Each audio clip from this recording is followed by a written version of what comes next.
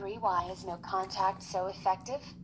You will be well acquainted with the repeated recommendation of applying this technique of no contact. Anybody who seeks to help people deal with a narcissist ultimately advocates the technique. That is because it is very effective. My kind enemy despise no contact for that very reason. Why is that? All of our manipulation and abuse is geared to control you. It is to ensure that we are the doers and the decision makers. When you decide to go no contact, you are wresting that control away from us.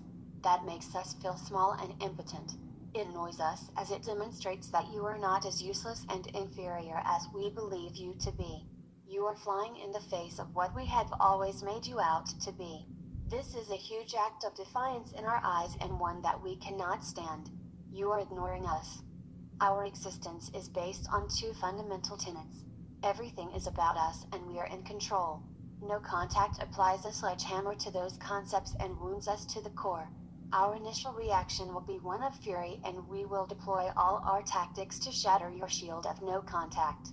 We will wheel out every tactic and technique in order to pierce the screen that you have pulled down. Success is paramount. Every day that passes where you maintain no contact sucks away our power and dwindles our potency. Of all the methods available to escape my influence, it is the most effective. No contact is regarded as the holy grail of accomplishments when dealing with a narcissist. We hate it. It is designed purely to extinguish our source of fuel, and thus it threatens our very existence. Since no contact amounts to the wooden stake through our dark hearts, we will do anything and everything to prevent it, disrupt it, and bring it to an end.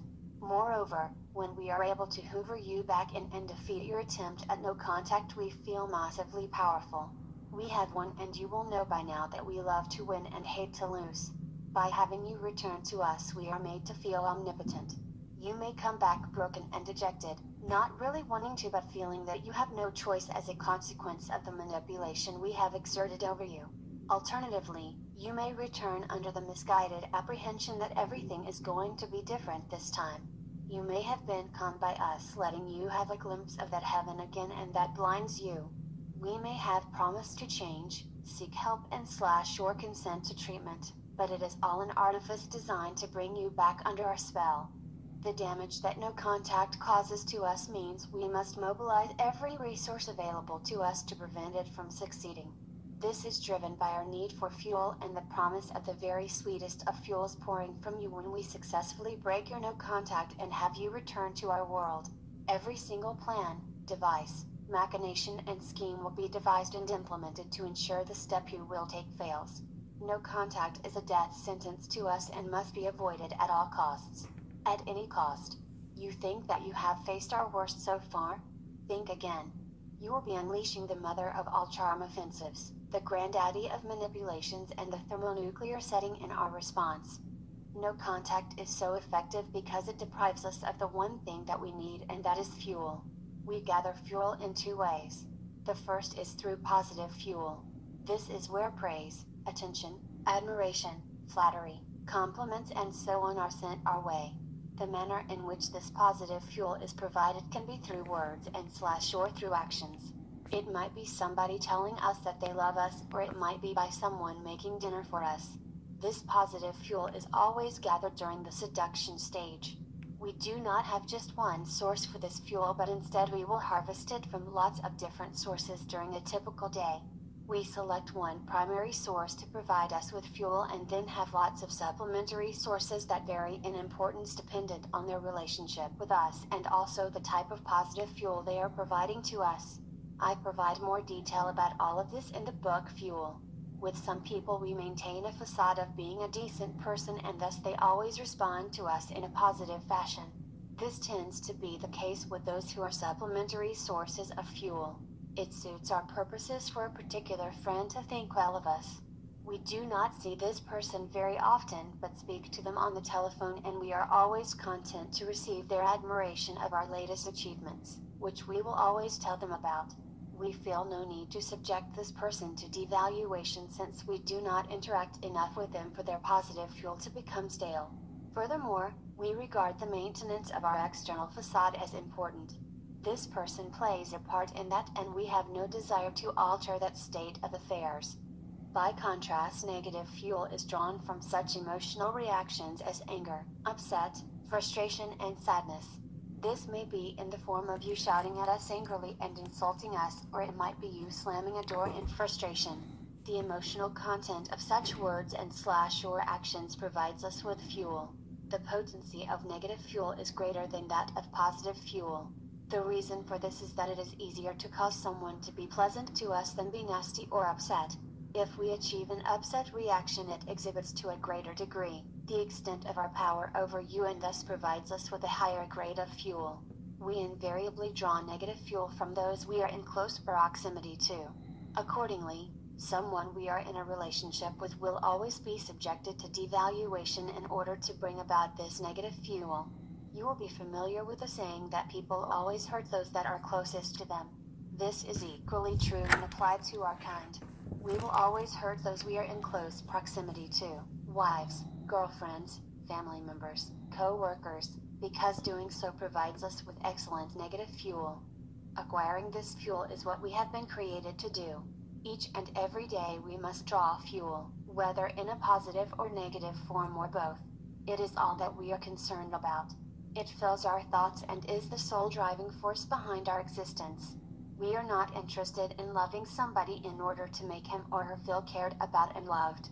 We do it so that they respond in a similar way and thus provide us with positive fuel by smiling at us in an affectionate manner or by reason of them taking care of us by undertaking household chores on our behalf.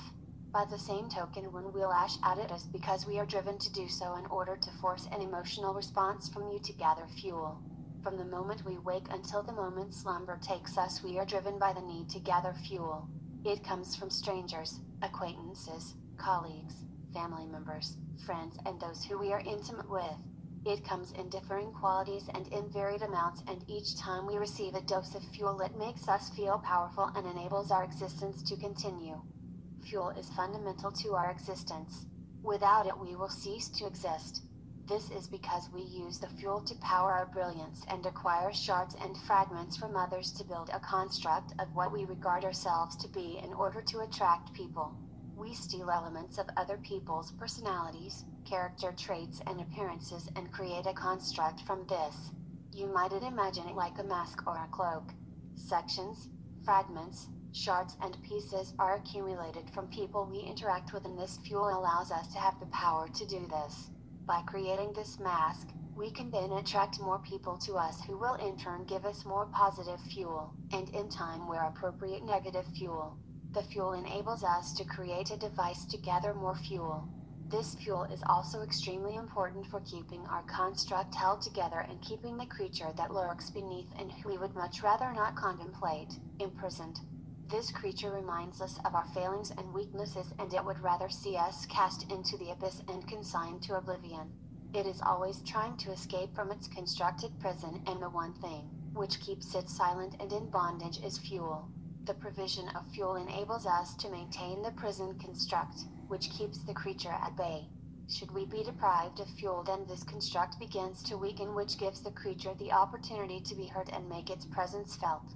We cannot tolerate such a thing happening, as this will be the start of our downfall, the collapse of our brilliant construct, which bears testament to all of the borrowed traits, which we show to the outside world, removes our brilliance. At the same time, the collapse of the construct will allow the lurking creature the opportunity to escape and as a consequence destroy us. We cannot ever allow this to happen. The maintenance of this construct is paramount. The construct both draws in further sources of fuel and imprisons the creature. Accordingly, the maintenance of this construct is absolutely crucial to our continued existence. Maintaining the construct requires fuel, and therefore that is why fuel is so important to us, why we need so much of it, and why we need it every day. Your primary source of fuel, your continued provision of high-grade fuel, be it positive and then negative, is vastly important to us. We need this fuel from you, and we need it from you every day. Yes, we will take fuel from other sources because we cannot draw fuel from you continually, but you are the most important appliance when it comes to the provision of fuel because you provide us with the greatest quantity and the most potent quality. You may wonder, why then is it that we choose to discard you if you are such an important source of fuel? When we first select you, you are shiny and new. You are interesting and alluring to us, as we have carefully selected you to be our new provider of fuel. This excites us and results in our carefully orchestrated seduction of you. We want you. Not because we think you are beautiful, intelligent or talented. We want you because you will provide us with delicious fuel. When we first sink a supply line into you and begin extracting your positive fuel, it feels marvelous. It is fresh, invigorating and makes us feel powerful. We cannot get enough of this fuel, and this is why during seduction we want to spend so much time with you. We want to bind you to us, but moreover we want to keep extracting this fantastic positive fuel from you. Unfortunately, over time you start to fail in your obligation to provide us with positive fuel of a sufficient quality and grade. You do not provide us with the positive fuel to the degree we require, and the familiarity by which we know you causes the quality of your fuel to become stale. It is a tale I am used to, and I am disappointed each and every time that someone who showed such promise begins to let me down in this way. This results in us needing to acquire a new source of fresh and invigorating positive fuel, and accordingly we will hunt down a new victim. We will be preparing them for their forthcoming role as your replacement as we draw them into our world and prepare to extract positive fuel from them. Whilst this is happening, we switch to devaluing you because this will generate masses of negative fuel. This negative fuel is even more invigorating, and we relish the opportunity to extract it from you. Of course, we cannot achieve this negative fuel from you without first having taken positive fuel from you and given you a golden period. If we commenced our relationship with you by devaluing you from the off, it would not work. You would not react, and most likely you would walk away. We need to give you the golden period during our seduction of you. This creates the positive fuel and provides the contrast so that when we commence our devaluing of you, the negative fuel flows freely. After a period of harvesting negative fuel from you, we of course have been cultivating the new source of positive fuel. Thus we are in the happy position of receiving fuel from you, negative, the new prospect, positive, and of course from supplementary sources. Once the new prospect has come to fruition, we decide to jettison you. We do this for the following reasons. 1. The new prospect is providing us with delicious positive fuel. We want to focus our energies on this source. 2. You failed us by failing to maintain the provision of high-quality fuel. You must be punished for this. And 3. By discarding you, we are setting you up to be hoovered at a moment of our choosing, and the fuel that we extract from a successful hoover is magnificent. Naturally, we cannot acquire this fuel without first having cast you to one side. These are the reasons why we suddenly and without warning discard you. We have a new source of fuel in place. We have the supplementary sources of fuel, and we have the anticipation of carrying out a hoover at some point, and when we decide to, we are sitting pretty. Now, having explained all of that to you, you will be in a better position to understand why no contact is so effective. There are several reasons for this. 1. You decide to instigate no contact, not us. This means you are asserting power and control. Since we regard you as inferior to us, such an act is horrific to us. How dare you actually decide to do something? 2. You have decided that you no longer want anything to do with us. This is a massive criticism and offends us considerably. We hate to be criticized, and by implementing no contact you are criticizing us. You are suggesting that we are not good enough for you, which we regard as a huge blow to our ego. You have always been fortunate to be selected by us. You should be grateful that we chose you, and for you now to turn around and tell us that you no longer want anything to do with us is a mortal blow to our sense of greatness. 3. You are cutting off our supply of fuel from you as the primary source. This means that our construct will start to weaken, with the twin consequences that we will not be in a position to attract fuel as effectively as we like, and also because the creature may be freed from its prison. We have a complete fear and dread of our construct collapsing, and you are bringing this situation about by causing the cessation of our fuel. You are trying to destroy us. 4. You have chosen the pivotal time to act.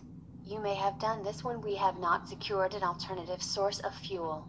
By removing your primary supply and doing so when we do not have an alternative properly in place, you have caused huge damage to our fuel supply.